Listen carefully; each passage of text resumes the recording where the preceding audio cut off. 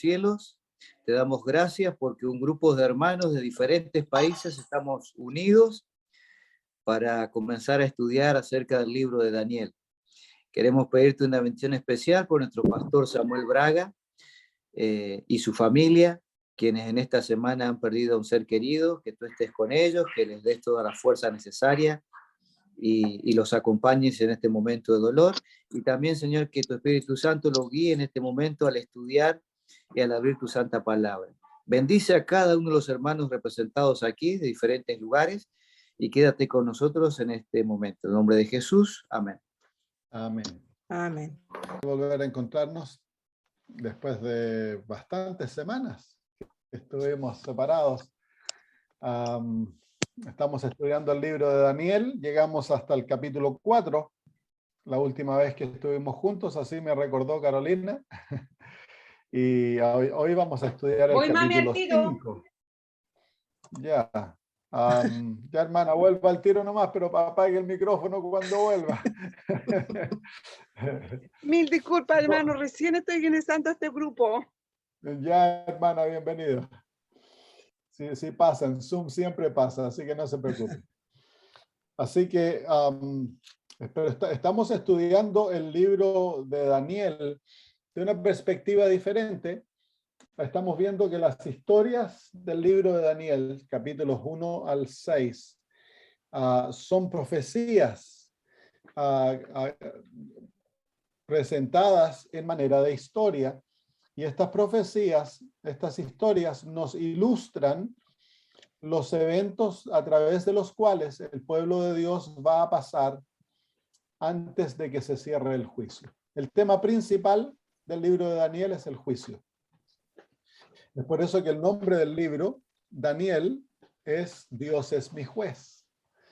Y así que las escenas que se ven en las historias son las escenas que el pueblo de Dios va a ser llevado a pasar en las últimas horas de la historia de este mundo, antes que se acabe el juicio y un poco después. El capítulo 6 nos lleva hasta la liberación del pueblo de Dios. Lo mismo que hace el capítulo 12 de Daniel, nos lleva hasta la liberación del pueblo de Dios. Muy bien, vamos hoy día a ver la caída de Babilonia, que es un tema muy central en los capítulos 15 al 18 del libro de Apocalipsis, la caída de Babilonia. Y así que el capítulo 5 de Daniel va en conjunto con los capítulos 15 al 18 del libro de Apocalipsis. Vamos a leer todo el capítulo y luego vamos a ir comentando versículo por versículo. Dice: el rey Belsasar hizo un gran banquete a 1000 de sus príncipes, y en presencia de los 1000 bebía vino. Belsasar, con el gusto del vino, mandó que trajesen los vasos de oro y de plata que Nabucodonosor, su padre, había traído del templo de Jerusalén, para que bebiesen en ellos el rey y sus grandes, sus mujeres y sus concubinas. Entonces fueron traídos los vasos de oro que había traído del templo de la casa de Dios que estaba en Jerusalén, y bebieron en ellos el rey y sus príncipes, sus mujeres y sus concubinas. Bebieron vino y alabaron a los dioses de oro y de plata, de bronce, de hierro, de madera y de piedra. En aquella misma hora aparecieron los dedos de una mano de hombre que escribía delante del candelero sobre lo encalado de la pared del palacio real. Y el rey veía la mano que escribía. Entonces el rey palideció y sus pensamientos lo turbaron y se debilitaron sus lomos y sus rodillas daban la una con la otra. Y el rey gritó en alta voz que hiciesen venir magos, caldeos y adivinos. Y dijo el rey a los sabios de Babilonia: cualquiera que lea la escritura y me muestre su interpretación será vestido de púrpura, y un collar de oro llevará en su cuello, y será el tercer señor en el reino. Entonces fueron introducidos todos los sabios del rey, pero no pudieron leer la escritura ni mostrar al rey su interpretación. Entonces el rey Belsasar se turbó sobremanera y palideció, y sus príncipes estaban perplejos. La reina, por la palabra del rey y de sus príncipes, entró a la sala del banquete y dijo: Rey, vive para siempre, no te turben tus pensamientos ni palidezca tu rostro.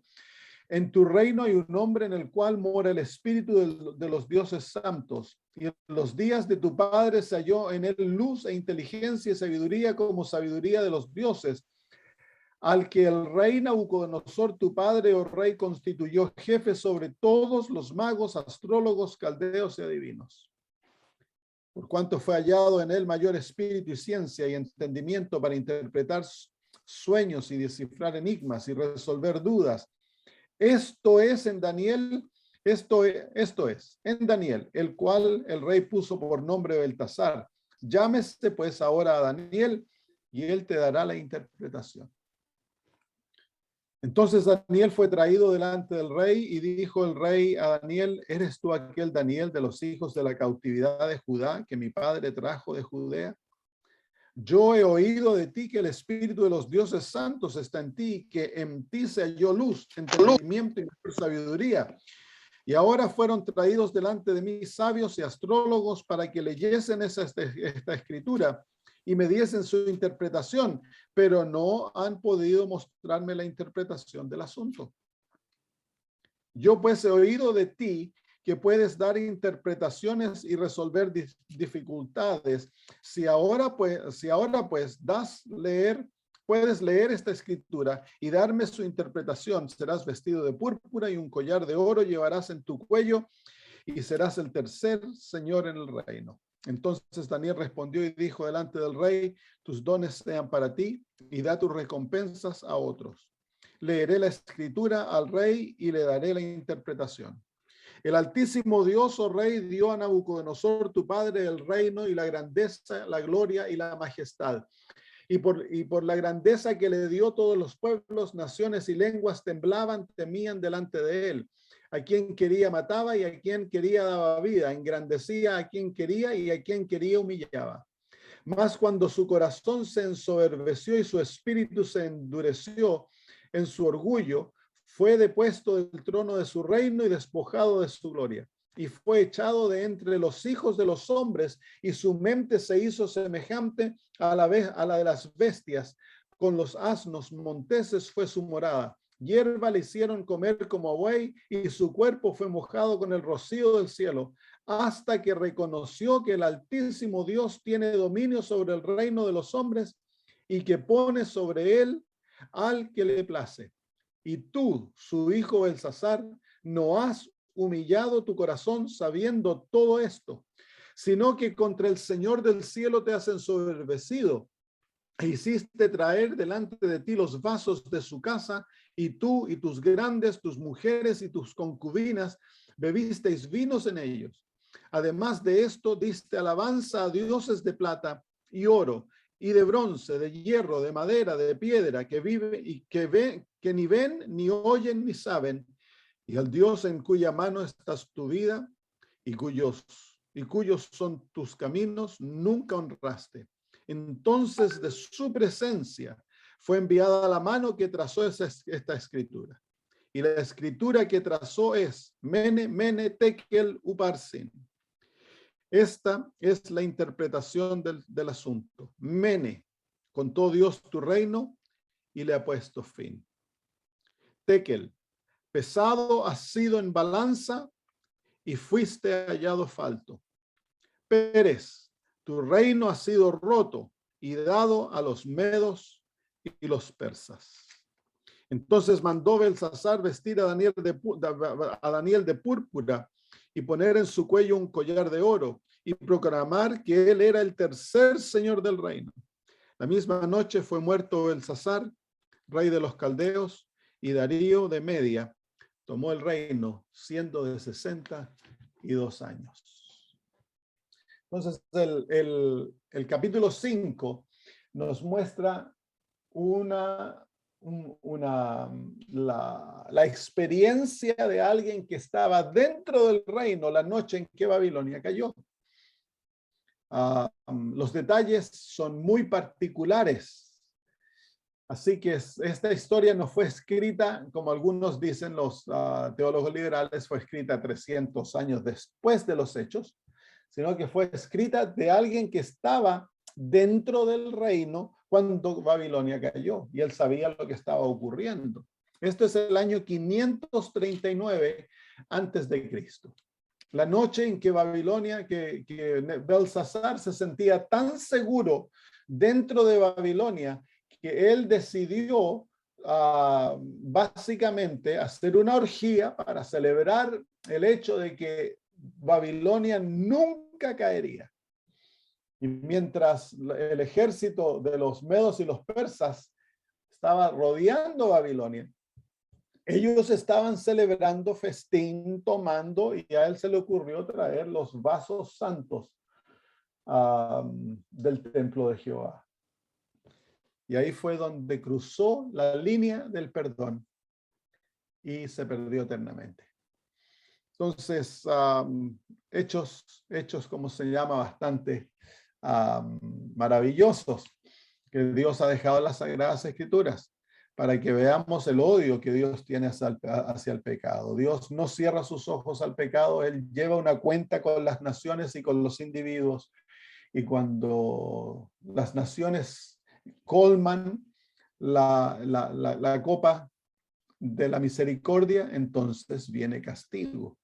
Y lo vemos eso repetidamente en las Sagradas Escrituras, cómo Dios obra con las naciones. Les da mucha misericordia, los llama mucho al arrepentimiento, pero llega un momento cuando la misericordia deja y entonces obra la justicia de Dios. Y viene destrucción y rechazo. Y eso es lo que vemos aquí. Babilonia fue destruida y Belsasar personalmente se perdió. Pasó la línea del perdón. Muy bien, vamos a tomar versículo por versículo. El rey Belsasar hizo un gran banquete a 1000 de sus príncipes y en presencia de los 1000 bebía vino. Vemos aquí 2 veces en las historias de Daniel el hecho de que Babilonia da vino a sus súbditos. En el capítulo número 1 se nos dice en el versículo 5, y les señaló el rey ración para cada día de la provisión de la comida del rey y del vino que él bebía. Nosotros ya estudiamos cuando comenzamos esto, qué es el vino de Babilonia, cómo está conformado el vino de Babilonia. Y el vino de Babilonia son las abominaciones que Babilonia enseña, ya sea prácticas de vida o enseñanzas teológicas. En el capítulo 17 de Apocalipsis vemos el cumplimiento de esto en la profecía. El capítulo 17 se nos presenta la gran ramera. Dice: vino entonces uno de los 7 ángeles que tenían las 7 copas y habló conmigo diciendo: ven acá y te mostraré la sentencia contra la gran ramera, la que está sentada sobre muchas aguas, la cual ha fornicado, con la cual han fornicado los reyes de la tierra. Se fijan que el tema del capítulo 5 va con el capítulo 17, porque en el capítulo 5 los líderes de Babilonia están fornicando, están en una orgía y están tomando vino. Dice: con la cual han fornicado los reyes de la tierra y los moradores de la tierra se han embriagado con el vino de su fornicación. En el capítulo 5 el vino es literal. En el capítulo 17 el vino es un vino espiritual, es un vino simbólico. Y dice: y me llevó en el espíritu al desierto y vi una mujer sentada sobre una bestia escarlata llena de nombres de blasfemia, que tenía 7 cabezas y 10 cuernos. Y la mujer estaba vestida de púrpura y escarlata y adornada de oro, de piedras preciosas y de perlas. Y tenía en la mano un cáliz de oro lleno de abominaciones y de la inmundicia de su fornicación. Así que, ¿qué es el vino? El vino es que está en el cáliz, en la copa, dice que es las abominaciones de la inmundicia de su fornicación. Y cuando uno estudia la palabra abominación en el Antiguo Testamento, encuentra varias prácticas como el homosexualismo, la confusión de los géneros, el comer comidas prohibidas, ¿cómo se llama? La práctica de la idolatría, la hechicería, a todas esas cosas, y incluido en el vino están las grandes enseñanzas del falso sábado y la inmortalidad del alma. Entonces, eso es el vino de Babilonia. Y el propósito del vino de Babilonia es tú crear confusión. Destruir la capacidad del ser humano de distinguir entre aquello que es verdad y error. Entonces, ese es el propósito del vino, confundir la mente. Por eso se llama Babilonia, confusión. Babilonia crea confusión para poder levantarse a controlar el mundo, y es aquella confusión que lleva al mundo a someterse a ella. Dios ha dado luz a través del pueblo adventista para que el mundo no sea confundido. Entonces Babilonia, para poder obrar, ya lo hemos estudiado antes, lo vamos a estudiar cuando lleguemos al Daniel capítulo 11, ha atacado a la iglesia remanente para que la iglesia remanente no difusa su luz. Porque ella sabe muy bien de que si la iglesia remanente comparte su conocimiento y lo derrama sobre el mundo, entonces la influencia del vino sería neutralizada. Ese es el propósito del mensaje de los tres ángeles, es neutralizar la influencia del vino de Babilonia. Así que ahí vemos, en el capítulo 5 de Daniel, vemos a Babilonia dándole vino literal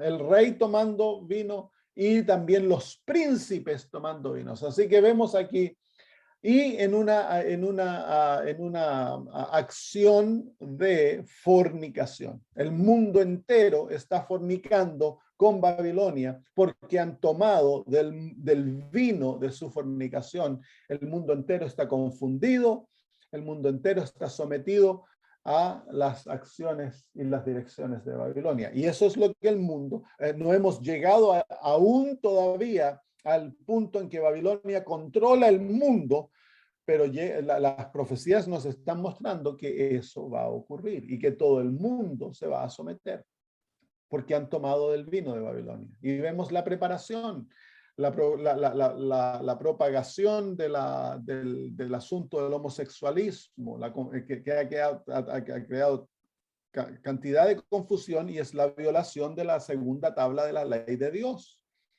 a la violación de la diferencia de los géneros, de hombre y mujer, y los roles que Dios les ha dado. También es la acción de Babilonia para traer confusión en el mundo. La propagación de alimentos insalubres alrededor del mundo es la obra de Babilonia para destruir las capacidades mentales del ser humano y que no pueda distinguir entre el bien y el mal. Entonces ahí lo estamos viendo como Babilonia ha preparado el terreno para ella ascender y controlar el mundo y que los reyes de la tierra se sometan a ella. Entonces estamos viendo eso.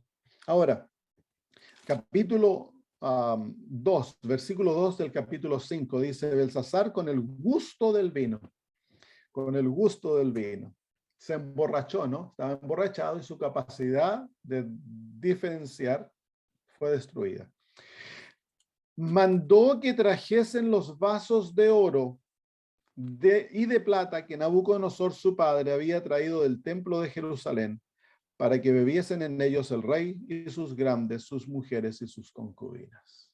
Entonces aquí se encuentra el pecado cúlmine que lleva a la caída de Babilonia. ¿Cuál es el pecado cúlmine? Cuando toman aquellos vasos sagrados y los usan para un uso común. Toman lo sagrado y lo usan en forma profana. Es interesante porque la historia comienza de Babilonia en el libro de Daniel, en el capítulo 1, cuando Nabucodonosor conquista Jerusalén.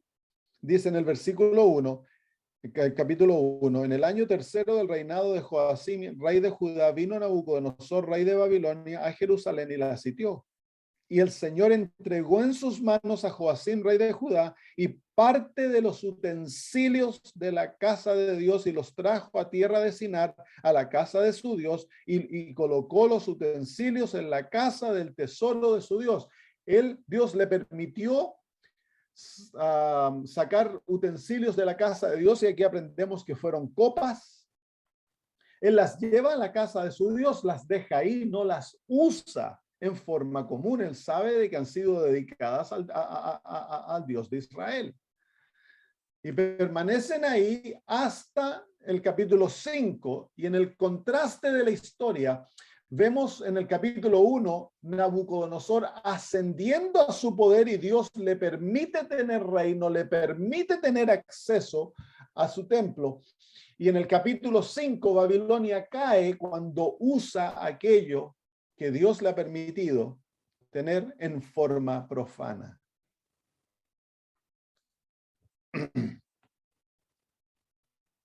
Que en la historia del libro de Apocalipsis, en las profecías de Apocalipsis, ¿qué es esto de las copas sagradas?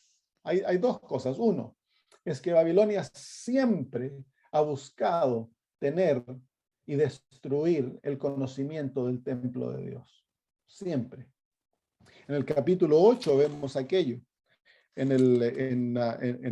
bajo el símbolo de un cuerno, se representa al papado, que es Babilonia.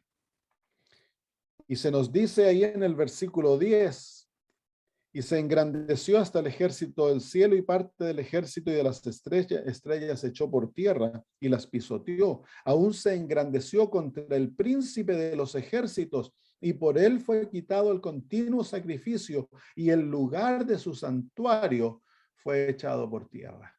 ¿Por qué Babilonia ataca el santuario? Hay 3 manifestaciones del santuario en la Biblia.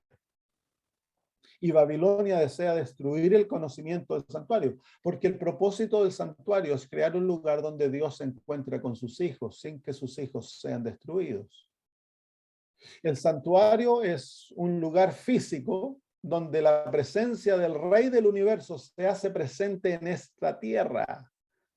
Era el lugar físico. En el Antiguo Testamento, el santuario es el lugar donde Dios vivía, literalmente.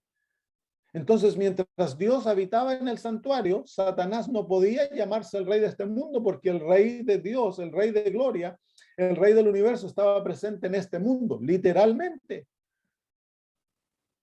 Entonces, Satanás, y su reino es Babilonia, odia la verdad del santuario y la trata de destruir. Durante la Edad Media, el papado atacó la doctrina del santuario, destruyó las enseñanzas que el santuario nos enseña de la salvación, y él se sentó en este mundo como rey, como Dios, y fue adorado. En el libro de Segunda de Tesalonicenses se presenta el segundo aspecto del santuario. Segunda de Tesalonicenses, capítulo 2, en la manifestación del hombre de pecado, que es el papado.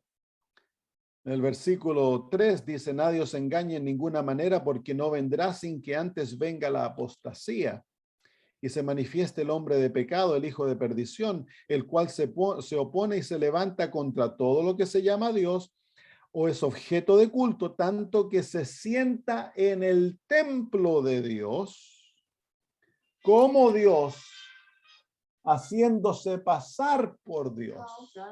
Así que él se sienta en el templo de Dios, pero él no se puede sentar en el templo de Dios en el cielo. Él se sienta en un templo de Dios en la tierra.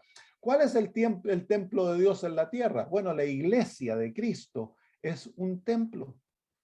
Es el templo, es la manifestación del templo celestial en la tierra.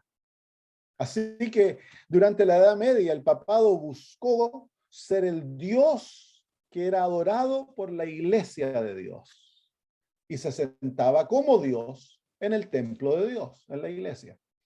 Así que él erradica el conocimiento del templo en los cielos y se adueña del templo en la tierra. Pero ahora hay otro templo, que es el templo del cuerpo. Que es un templo, somos templo de Dios, dice la Biblia. Nuestro cuerpo es templo de Dios y el Espíritu de Dios mora en nosotros. Es todo parte del sistema del templo de Dios. Y Satanás desea tomar control de ese templo también. ¿Y cómo lo hace?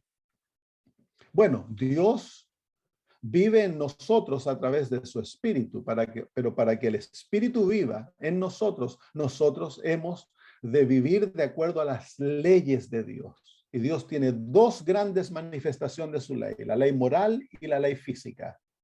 Aquella ley física son las leyes que Dios nos ha dado para el cuidado del cuerpo templo. Entonces Satanás también, él creó leyes de violación del templo.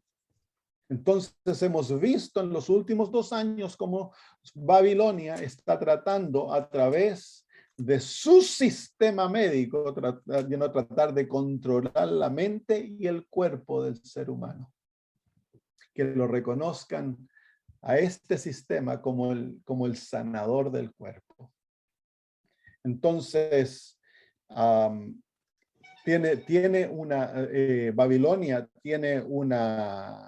está totalmente absorbido por tratar de controlar el templo, el sistema del templo de Dios. Y la última acción de Babilonia es cuando ella toma lo profano y lo hace sagrado, y toma lo sagrado y lo hace profano. Vamos al libro de Apocalipsis, capítulo 13.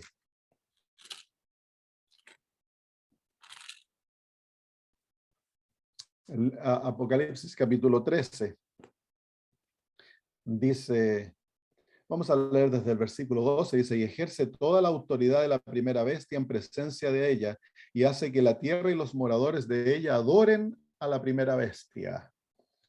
Aquí está tomando la adoración, que es algo sagrado, y está haciendo que los seres humanos adoren a un sistema humano. Eso es tomando lo sagrado, la adoración, que tan solo debe otorgarse a Dios, y la está haciendo de que ahora lo usen para algo común, que es un sistema humano de gobierno. Y dice que hace, eso es a través de leyes. La ley de Dios dice que hemos de adorar a Dios tan solo. Aquí a través de leyes que violan la ley de Dios, así que toma la ley de Dios y lo hace común. Toma aquello que es profano y lo hace sagrado. Toma lo sagrado, la ley de Dios, y la hace profana. Demanda que los seres humanos violen la ley de Dios en la adoración de la bestia. Y la última manifestación de ello es la marca de la bestia. Y la marca de la bestia es el punto cúlmine en que la bestia toma la santidad del sábado y hace del sábado el día de Dios, que Dios ha declarado santo, y lo hace un día común. Y toma un día común, el primer día de la semana, que Dios nunca puso ni una santidad en él, y ahora declara el día domingo como un día santo. Ahí se encuentra los eventos que van mano a mano en cumplimiento de lo que vemos en el capítulo 5 de Daniel. El sábado, la ley, es todo parte del santuario. En otras palabras, a través de estas acciones, Satanás está buscando establecer en el mundo un Dios falso, una Trinidad falsa. Tenemos el dragón tomando el lugar del Padre, tenemos la bestia que sale del mar, el papado, siendo el anticristo, y la bestia que sale de la tierra, que es el protestantismo, tomando el lugar del Espíritu Santo. Así que forman una falsa trinidad, un falso Dios en la tierra, y van a forzar al mundo que adoren a este Dios y se subyuguen a sus leyes y descansen el día que este falso Dios va a imponer en el mundo. Y ahí se encuentra entonces este acto de Babilonia en el capítulo 5, donde toma lo sagrado y lo vuelve profano. Dios, hermanos, no juega cuando Él declara algo santo. Dios no juega con esto. Vimos a los hijos de Aarón. A los hijos de Aarón que toman fuego profano y se lo ofrecen a Dios cuando había fuego santo, fuego que Dios había encendido sobre el altar del sacrificio, fuego que había caído del cielo, y Dios había dado orden que ese era el fuego que se debía usar para ofrecer incienso. Sin embargo, ellos tomaron fuego de otro lado, entraron a la presencia de Dios y salió fuego y los consumió. Dios no juega. Cuando Dios dice algo, Dios espera que nosotros respetemos lo que Él nos dice. No podemos jugar con aquello que es santo y tratarlo en forma profana. Ofendemos a Dios cuando hacemos aquello. Cuando dentro de la iglesia, que es un lugar santo porque se encuentra la presencia de Jehová con nosotros, le ofrecemos a Dios música, partes especiales, o tratamos la iglesia en forma profana, Dios no lo toma en forma liviana, hermanos. Vemos lo que ocurre cuando el ser humano hace eso en la historia de Belsasar.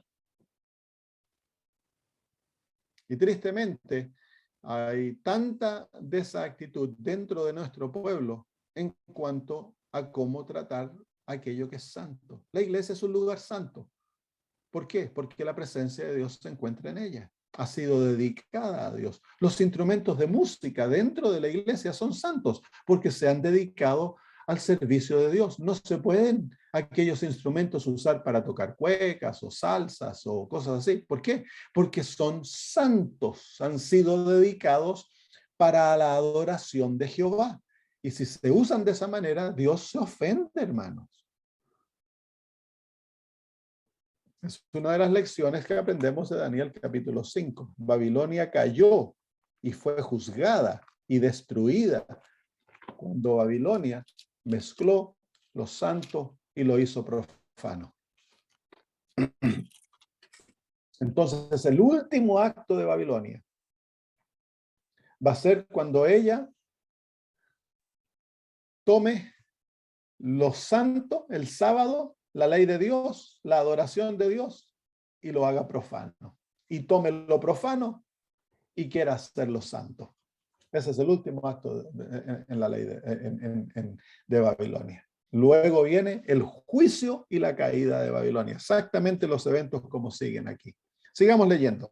Daniel capítulo 5, versículo 3. Entonces fueron traídos los vasos de oro que había traído del templo de la casa de Dios que estaban en Jerusalén, y bebieron en ellos el rey y sus príncipes, sus mujeres y sus concubinas. Bebieron vino y alabaron a los dioses de oro y de plata, de bronce, de hierro, de madera y de piedra. Uy, parece que todo le está yendo tan bien a Babilonia. Es como que no hubiese un ejército rodeando la ciudad. Están emborrachándose, están teniendo orgía, la están pasando como que Babilonia va a existir para siempre. Y no saben que es su última noche. En el libro de Apocalipsis se nos presenta una imagen bien similar de Babilonia. Vengan al libro de Apocalipsis nuevamente, capítulo 18. Bueno, capítulo 17 nos presenta a Babilonia en el culmine de su poder. Los reyes de la tierra están fornicando con ella. Los habitantes de la tierra están embriagados con su vino. Babilonia se sienta como reina sobre el mundo, controlando el mundo entero. El capítulo 17, el versículo 12 dice: y los 10 cuernos que has visto son 10 reyes que aún no han recibido reino, pero por una hora recibirán autoridad como reyes juntos con la bestia. Estos tienen un mismo propósito y entregarán su poder y su autoridad a la bestia. Wow, va a llegar el momento en que todos los reyes de la tierra se someten a la autoridad de la bestia de Babilonia y le entregan su poder. Va a tener poder absoluto. Uy, del culmine de Babilonia va a parecer que va a reinar para siempre. Ese es el sueño de Satanás, tener su propio reino en la tierra donde él va a reinar para siempre. En el capítulo 18, en el versículo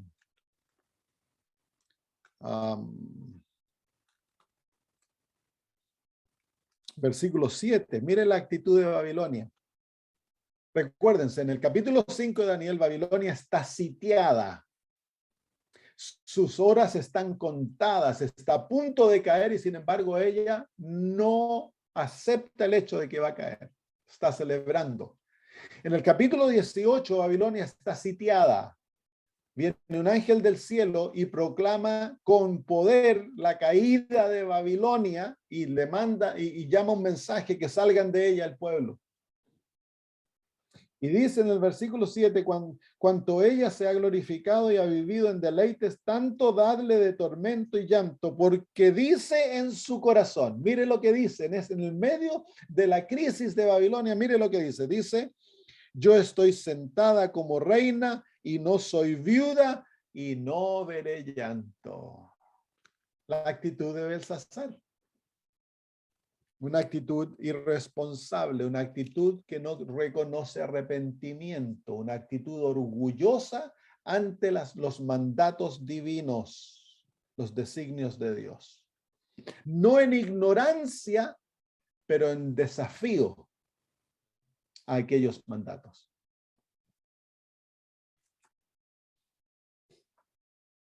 Muy bien, vamos de vuelta a Daniel capítulo 5.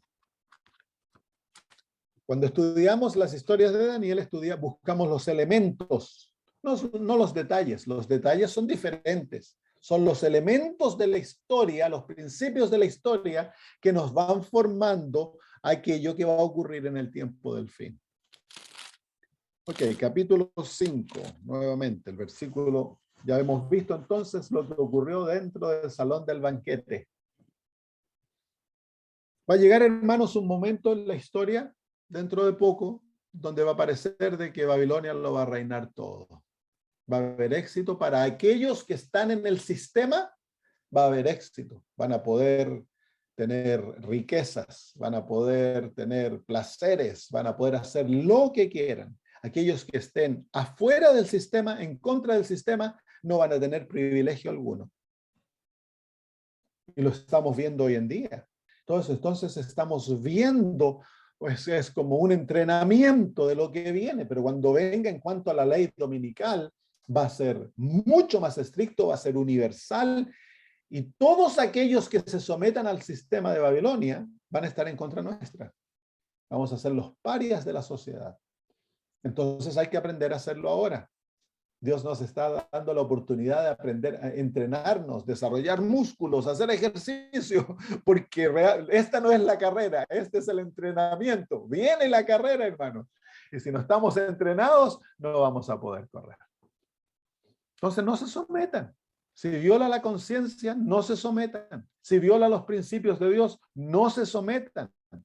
Porque si se someten, no están aprendiendo, no están entrenándose. Si se someten, bueno, no importa, vamos, hagámoslo, porque podemos trabajar, podemos ir de viaje, es todo el yo. Entonces no estás aprendiendo las lecciones que te pueden preparar para lo que viene.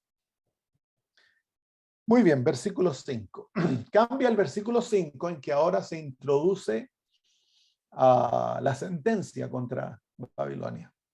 Se la ve a Babilonia en su orgullo, creyendo que no importa lo que esté ocurriendo afuera, nada le va a pasar a ella. Y ahora viene sentencia.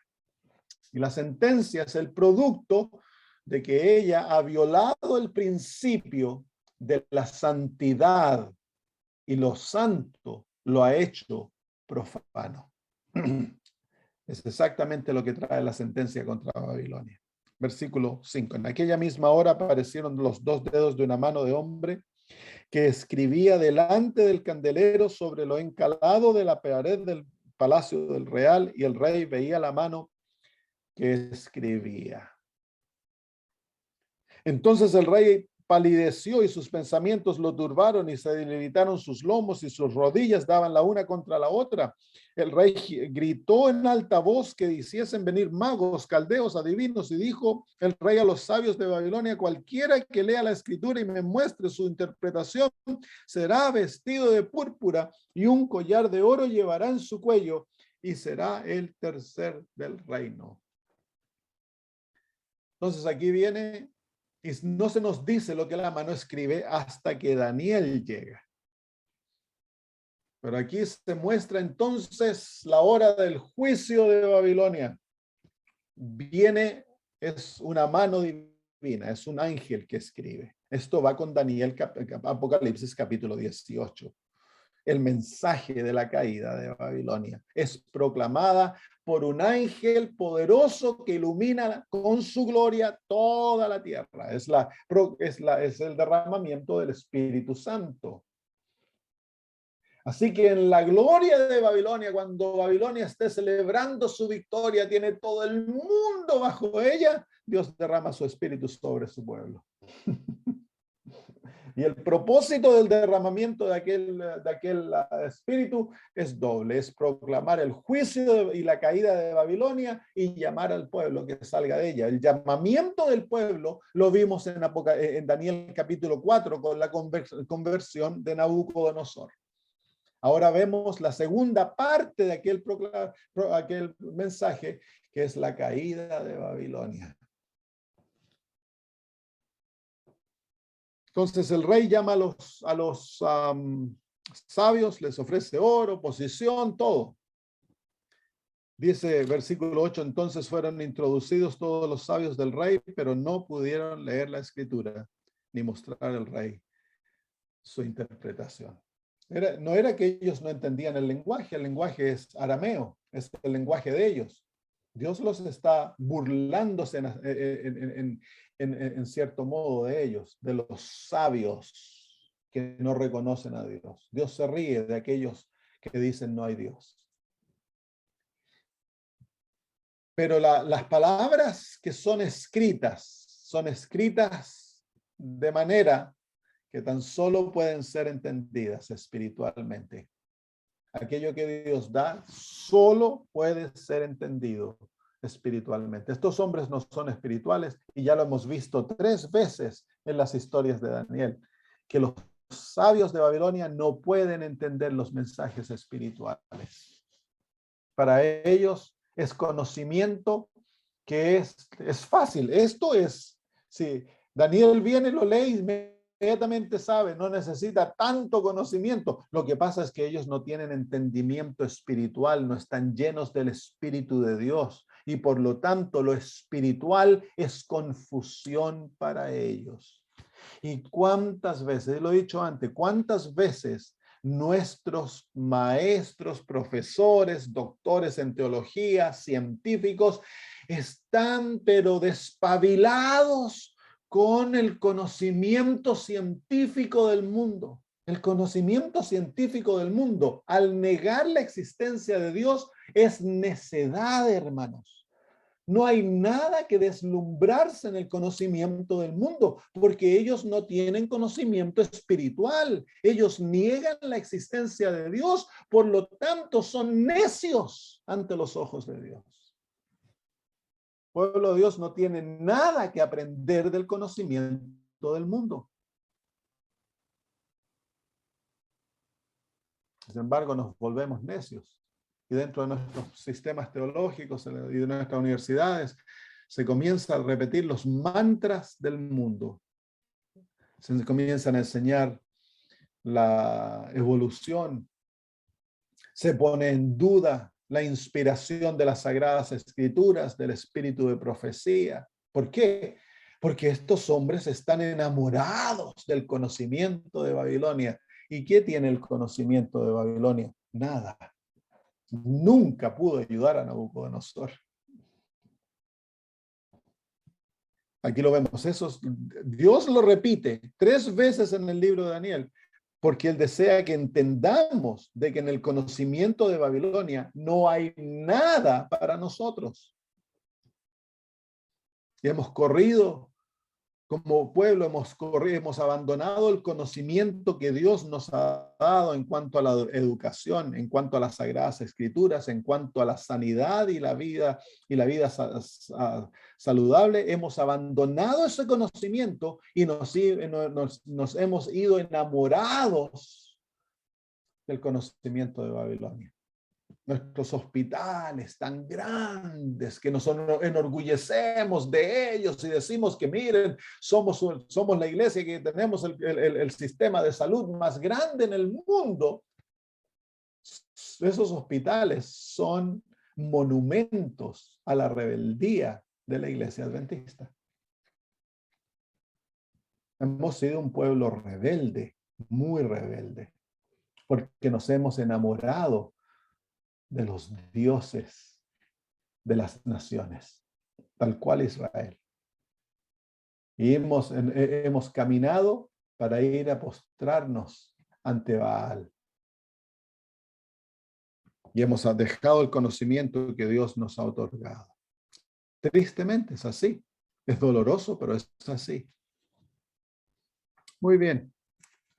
Vamos a seguir caminando. Ahora, eso no quiere decir que Dios nos ha abandonado y no somos el pueblo remanente, pero Dios va a limpiar al pueblo. Lo va a zarandear. Viene un revivamiento grande, pero viene también dentro del pueblo de Dios una mortandad espiritual muy grande. Muchos van a abandonar, grandes filas y filas, dice la hermana de White, van a dejar el pueblo de Dios. Cuando Dios tome la obra en sus manos y sacuda a la iglesia, la zarandee. Muy bien. Sigamos. Entonces ahí llegó la hora del juicio. Ahora miren el cambio que ha habido en la atmósfera. Hoy antes era todo orgía, placer, gozo, tomar vino, había alegría, seguramente música, cantos. De repente todo se acabó. ¡Bum! Y ahora, ¿qué es lo que hay? Terror, confusión, desesperación. Miren las palabras. El versículo 6. Entonces el rey palideció y sus pensamientos lo turbaron y se debilitaron sus lomos y sus rodillas daban la una contra la otra. Aterrorizado. Versículo 9. Dice el versículo 8, entonces fueron introducidos todos los sabios del rey, pero no pudieron leer la escritura ni mostrar al rey su interpretación. Confusión. Entonces el rey Belsasar se turbó sobremanera y palideció, y sus príncipes estaban perplejos. Las palabras. Va a llegar un momento en el mundo, y ahora ya estamos viendo esta tremenda confusión, pero va a llegar a ser peor. Va a llegar un momento en que va a parecer que va a haber paz en el mundo y va a haber todo maravilloso cuando Babilonia. Pero cuando el pueblo de Dios, el Espíritu Santo se ha derramado sobre el pueblo de Dios y se proclame el mensaje, va a crear una confusión terrible y terror. Mire, veámoslo, vengan al libro de Lucas. Yo se lo he mostrado antes, lo vamos a ver nuevamente, Lucas 21.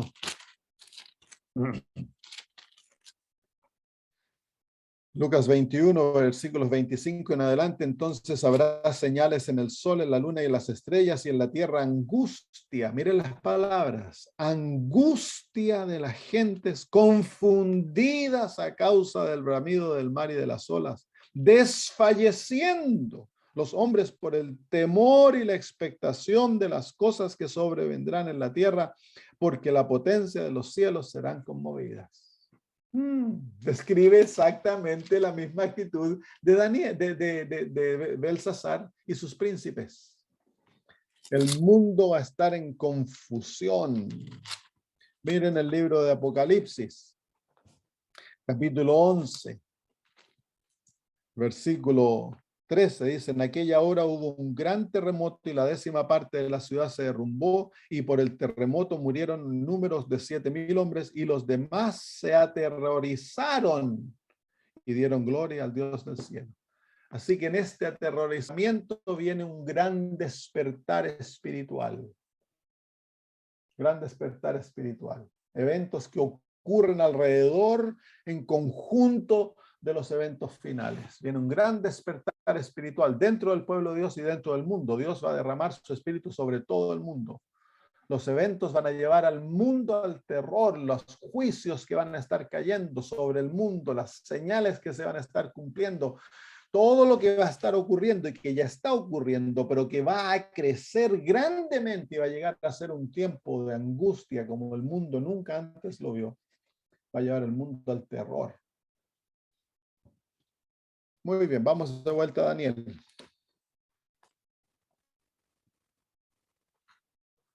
Daniel capítulo 5. Entonces dice, por cuanto, versículo 10, la reina por las palabras del rey y de sus príncipes entró a la sala del banquete. Ahora, quiero clarificar algo. En el capítulo 5 se llama a Belsasar el hijo de Nabucodonosor. Pero no es el hijo, es el nieto. Pero en el hebreo, en aquellas culturas, se podía llamar hijo si tú eras descendiente de alguien, tú eras hijo. Así que no es como nosotros que somos más exactos, tenemos palabras para el nieto y el bisnieto y todo eso. Ellos no. Se llamaba hijo, fuera el abuelo o tu papá, eras hijo. Y la reina que entra aquí no es la mamá de Belsasar, es la esposa de Nabucodonosor. Es la reina de Nabucodonosor. Entonces dice la reina por las palabras del rey de sus príncipes, entró a la sala del banquete y dijo, rey, vive para siempre, no te turben tus pensamientos, ni palidezca tu rostro. En tu reino hay un hombre en el cual mora el espíritu de los dioses santos, y en los días de tu padre se halló en él luz e inteligencia y sabiduría, como sabiduría de los dioses, al que el rey Nabucodonosor, tu padre, oh rey, constituyó jefe sobre todos los magos, astrólogos, caldeos y adivinos.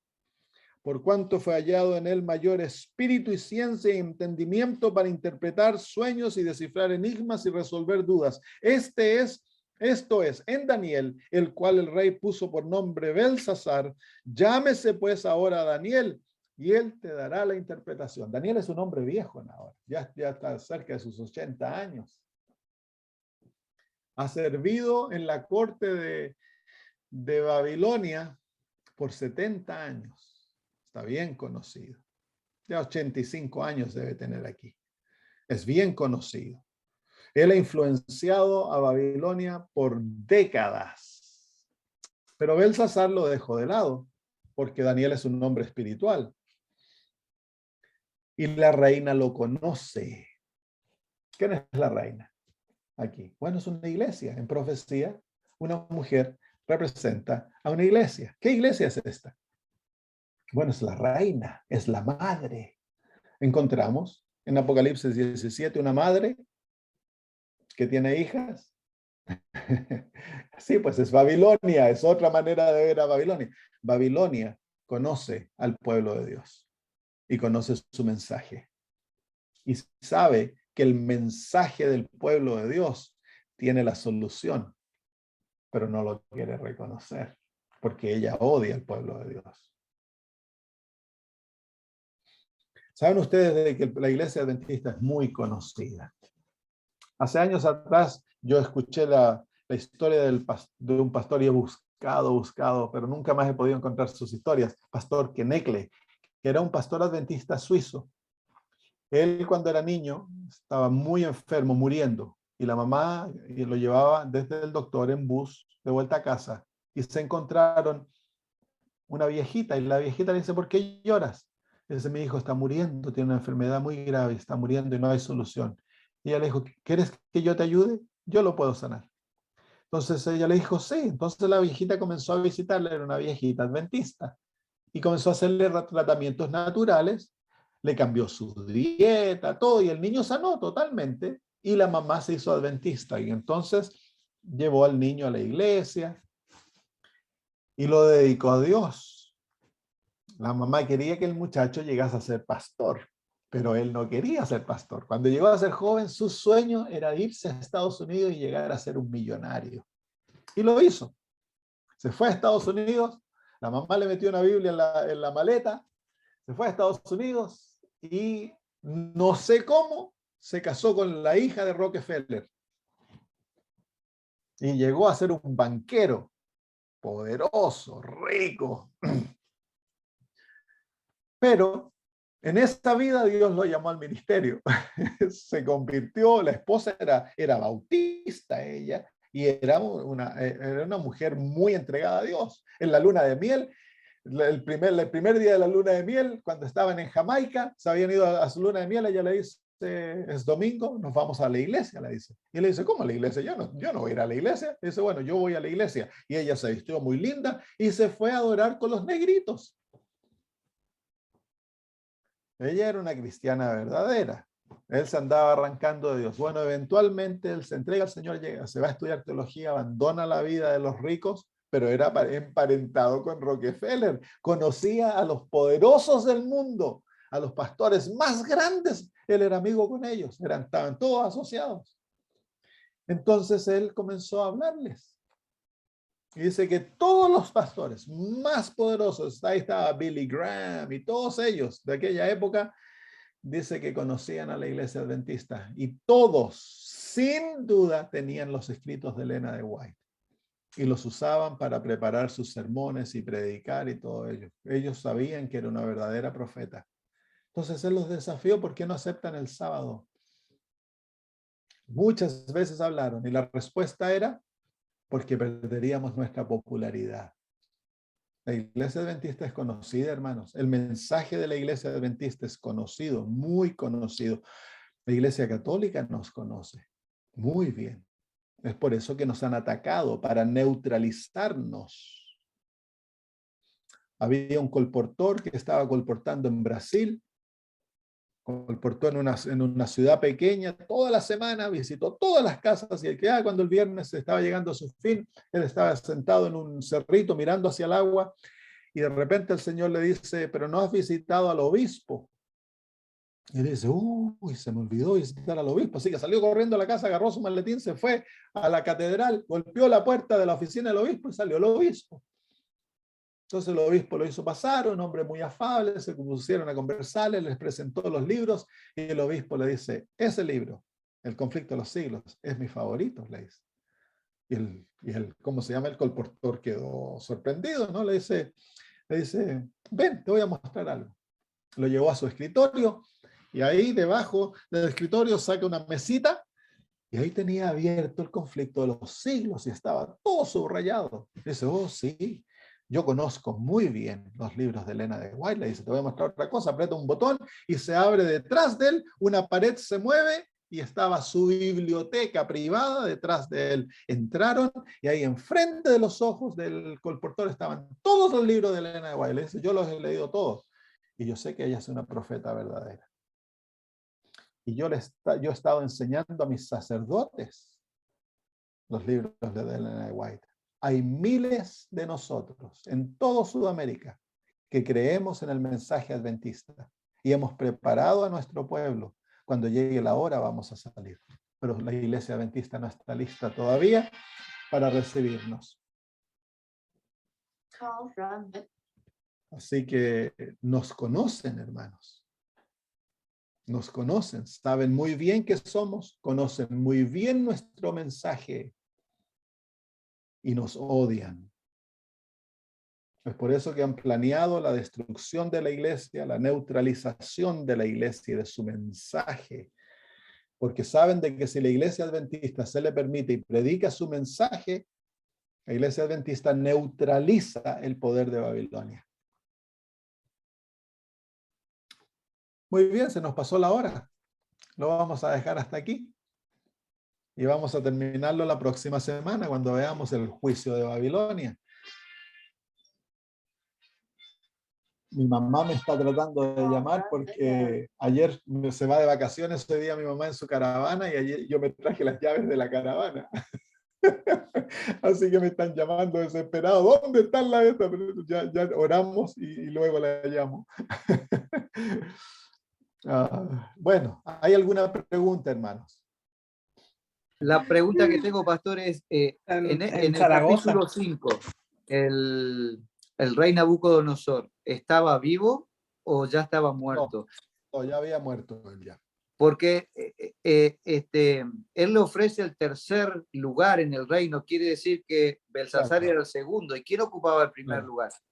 Nabonido, su padre. Ah, el hijo de Nabucodonosor. Ok. Claro, el hijo de Nabucodonosor era el rey, pero en el año 550 él no tenía interés en el reino, él lo único que quería dedicarse a cazar, a pasarla bien, así que le dijo a su hijo, tú quédate como rey y yo me voy a Temán y allá voy a vivir en mi residencia de vacaciones, y se dedicó a eso por 10 años y en el año 539, producto de la invasión medo-persa, él volvió a Babilonia y estaba en Babilonia con su ejército cuando cayó Babilonia. Pero la reina sí es la mujer de Nabucodonosor.